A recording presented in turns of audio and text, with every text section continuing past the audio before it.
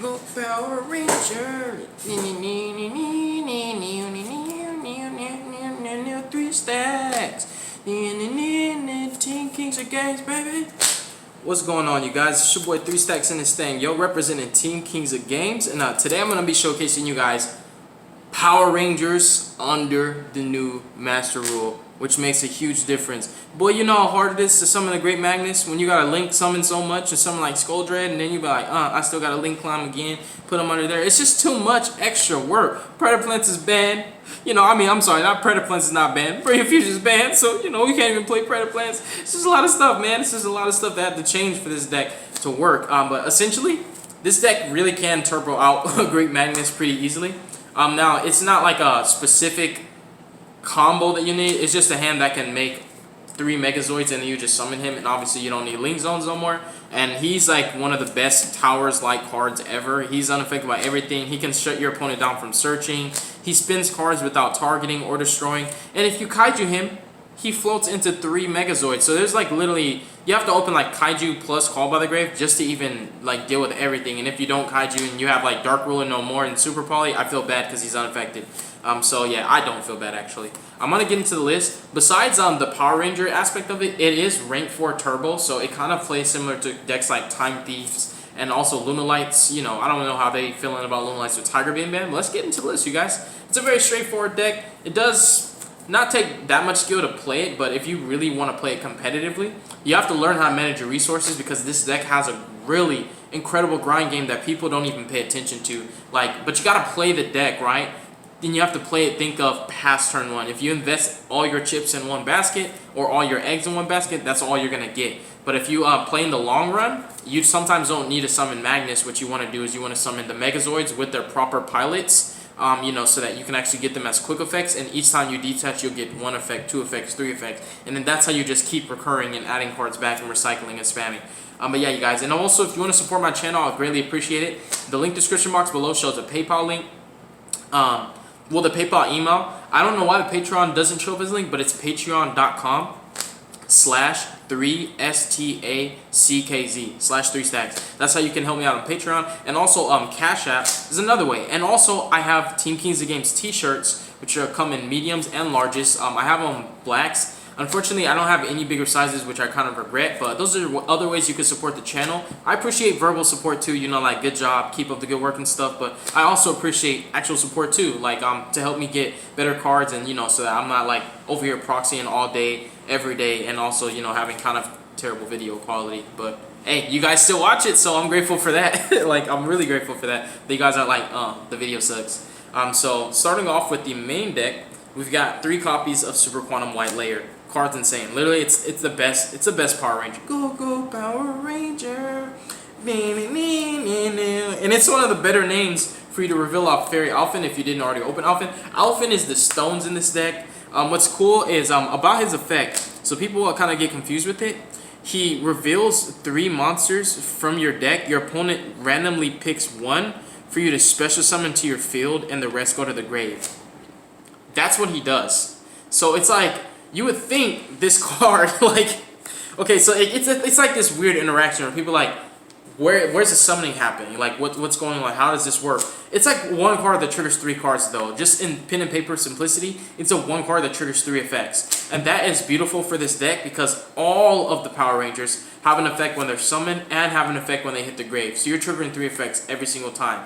But yeah, it's kind of like, think of like Pantheism, when you reveal 3 cards and then your opponent randomly picks 1. Basically, that's kind of how it works, because you basically reveal 3 Super Quant monsters. Your opponent randomly picks 1. So luck has to be on your side, but if you pick 3 good ones, like if you pick 1 of your blues, 1 of your white layers, and 1 of your reds, it doesn't matter which one they pick, you're going to get an incredible effect on summon and incredible effects in grave. So I played 3 blue rangers and also 3 red rangers. These 3 right here, white, red, and blue, are like the bomb. Obviously, Alphen is the stones because he's 1 card combo basically. Him plus the field spell is just going to be nuts because no matter what, you're summoning Doids. Especially because no matter what, you're getting red either on field or in grave, which means this is always going to put 2 Super Quantums on field no matter what. So that's already 2 of the 3 necessities you need to make a Great Magnus. Opening the field spell is not really a problem, especially because it's searchable. But also just keep in mind, you can actually just summon out your XYZs just as is and not even summon Magnus, and it's still going to be multiple interruptions, especially if you play combos. You have a Dryden, you have a Book of Moon, and you have a negation. So it can be really, really problematic for them to get over that. But yeah, blue searches any super quant card. It recycles up to 3 super quants as well in grave. This card is just insane, you guys. Honestly, he has 3 effects, low key, high key. You summon him if you control no monsters. If he's summoned, he adds a super quant card from grave to hand. If he's sent to grave, he special summons a super quant from your grave. It just can't activate its effects. Which is absolutely fine because when it hits the grave, it's no longer under that restriction. So Red Ranger, or Red Layer, I call him Red Ranger. He's just insane, you guys. Honestly, he's one of the best cards to grind with. Him in a White Layer. As long as you're recycling your proper targets for blue, you'll always be able to resolve Alpha in every single turn. That's what I'm saying. The deck can grind. You just got to know what you're doing. We have 3 copies of green. I see myself behind this armor. His artwork is just insane, you guys. Now, he's the weakest one. He's not going to be good unless you draw another super quant. You cannot resolve any of his effects without another super quant in hand. That's what kind of sucks about him, but it's really important to draw names in this deck because you got to make your Zoids with their actual pilots. That's the cool thing with this deck is that, like, when you make Ouroboros with his pilot, notice how they match attributes and color. Then his effect's going to become a quick effect. So, like I said, that's why I said the Zoids, the Mega Zoids with the proper pilots, they become quickies. So you're just like disrupting so many different plays. Which is really, really cool. So it's just really important to max out on the amount of super quants in general. And if you open blue plus, for example, white, well, basically Fairy Alphen, you can basically get 3 super quantums on field because you'll get red's effect no matter what, whether it's summon or whether it hits a grave, and you'll get like white and you'll get blue, which is amazing. You always want to hit blue off of Alphen, but it still works even if you don't hit blue. It just depends on which effects go off and which ones you haven't already used that turn, and also the composition of your starting hand. So for supporting supplemental engines, like I said, it's kind of rank force spam. I play a Time Thief engine. I play 3 Winders, 1 Bezel Ship, and I might as well just go ahead and drop that retrograde right there. This is the compact engine, so basically you're searching the Bezel Ship so you can have also an additional extender. It's discard fodder for your field spell, and it's going to go ahead and just let you summon more rank 4s. So just by opening a Winder, you get another rank 4 onto the board, which is easy peasy because you can make a Redoer. You can also make it with traps because I do play the Shade Brigandine. But yeah, I really like the Time Thief engine. I'm just going to go ahead and leave the retrograde there because that's part of the Time Thief engine. The deck, like I said, plays supplemental engines. Should be 43 or 44 cards. You know, it's close enough to 40. I also played 3 copies of Neo Space Connector. Now, not only can the deck hard lose to cards like Ash Blossom if your hand's not strong enough, and you know, certain other hand traps can hurt too, but also in addition to that, Neo Space Connector puts out a level 4 and a level 3 at the same time. So that is your Ouroboros. That's 1 step closer to Ouroboros and another step closer to the Grand Pulse. So that's really cool because those cards are generic, so you can use any level 4s and level 3s to summon them, and that's like 2/3 of what you need to make your Magnus. So it's more than just playing through hand traps, because these could have easily been called by the graves, because sometimes you do want to normal summon Alphen, but at the same time, the card's just really, really powerful, and it helps you out a lot. And when I say a lot, I mean it helps out a lot, because like I said, it's an extender by nature or a starter by nature, and also it lets you play through hand traps. And obviously, because the field spell is not once per turn and you have so many discards, you do want to have cards that pay for themselves. So I do play the Clown engine. I play 2 Damage Juggler and 2 Trick Clown.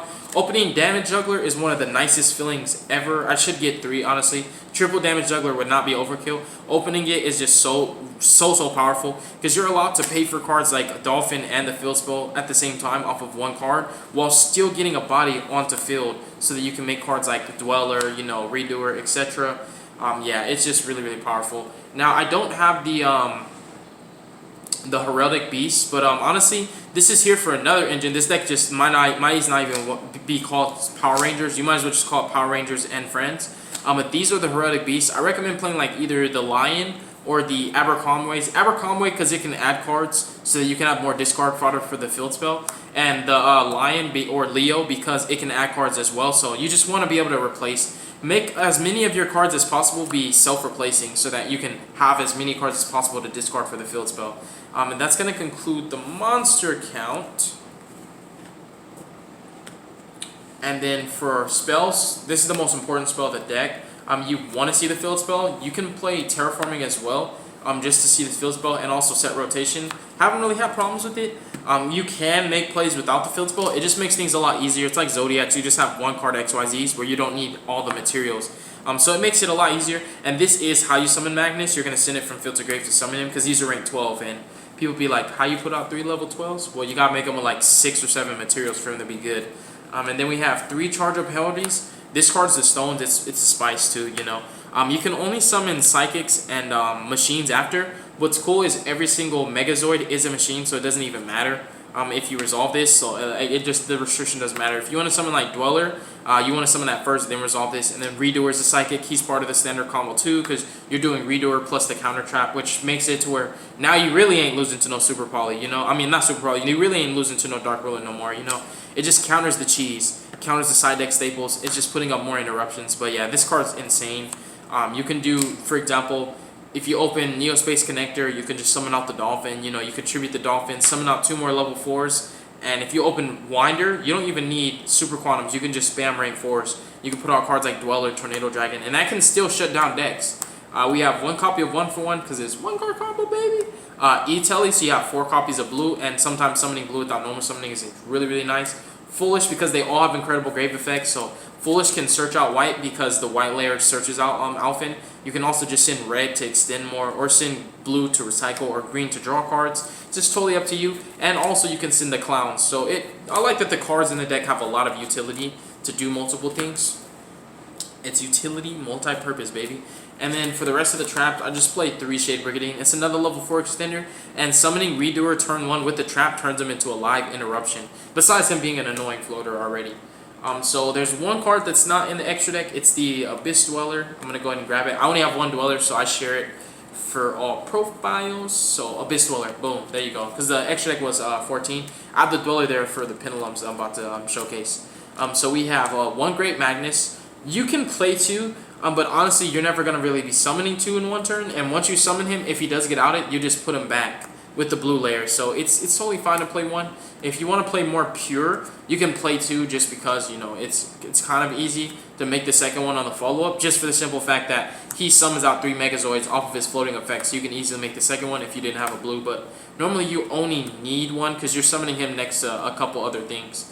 I played 2 Lesser X, 2 Magna Lagers, 2 Ouroboros, and 2 Grandpoles. Because the deck can actually summon out generic rank 7s and rank 5s, you can play other ones, but the easiest rank XYZ to summon in this deck because of how I build it is 4.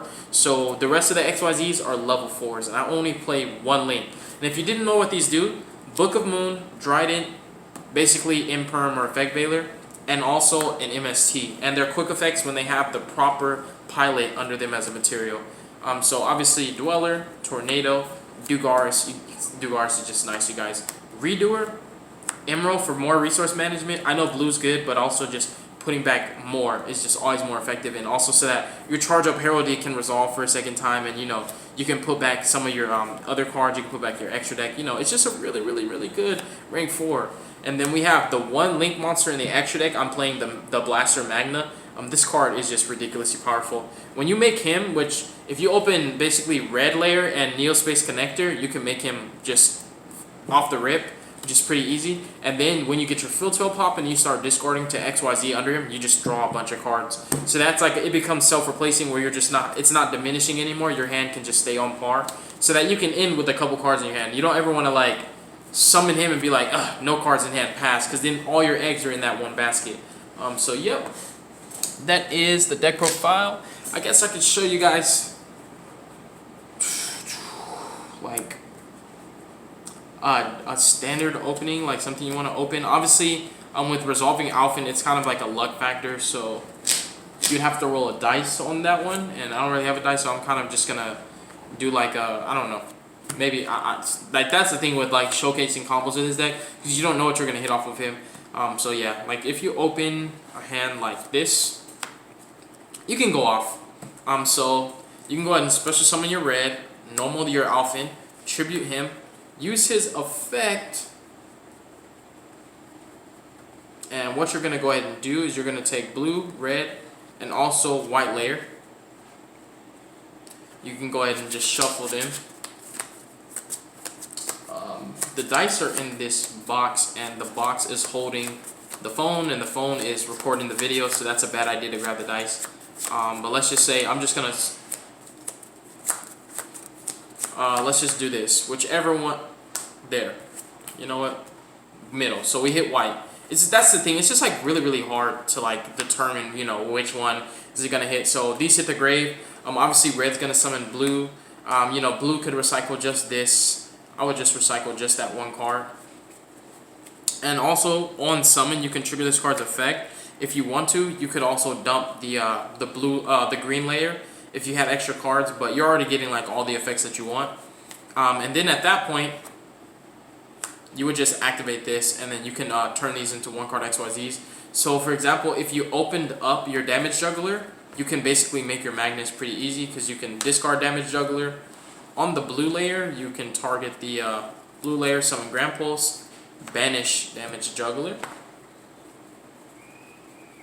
So like ideally you want to open damage juggler and Time Thief Redoer, because I mean not Time Thief Redoer, Time Thief Winder, because it's nice. You get just so much. So like if you have, that's the thing with summoning Magnus, like I said, it ain't no 1 card, 2 card combo. I'm just showing you guys like what's optimal.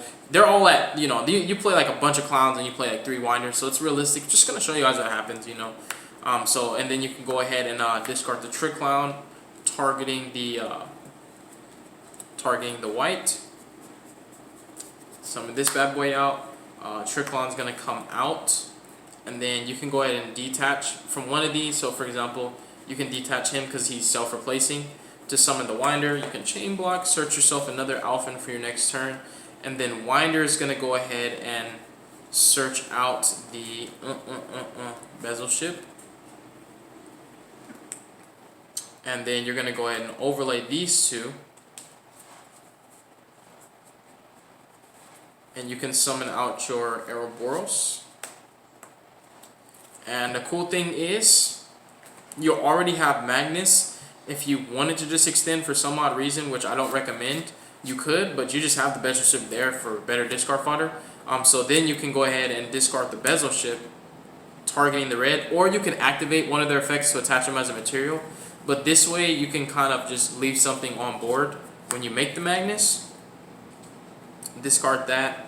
And then what you're going to do at this point is you're going to summon your Magnus. You're going to send the field spell off.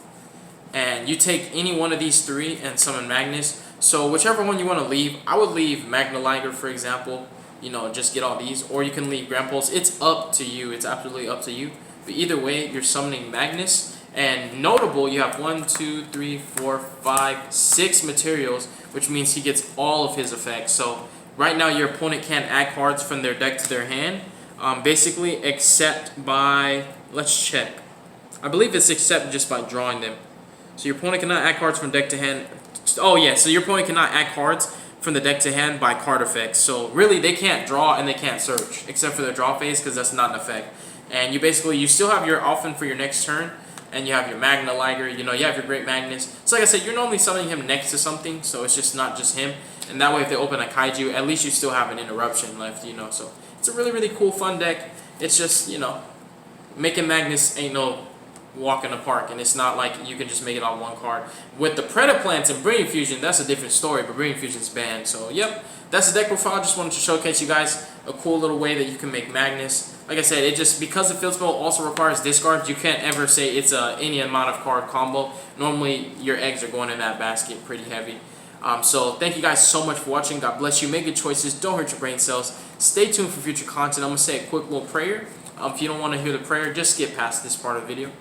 Our Father which art in heaven, hallowed be thy name, Jesus. Thy kingdom come and thy will be done on earth, just as it is in heaven. Please give us this day our daily bread, Lord, and please forgive us of our debts as we forgive our debtors. And lead us not into temptation, Father, but deliver us from evil. For thine is the kingdom, the glory, and the power forever. In the mighty name of Jesus we pray. Thank you, Yahweh. Amen. All right, you guys. Deuces is wild, yo.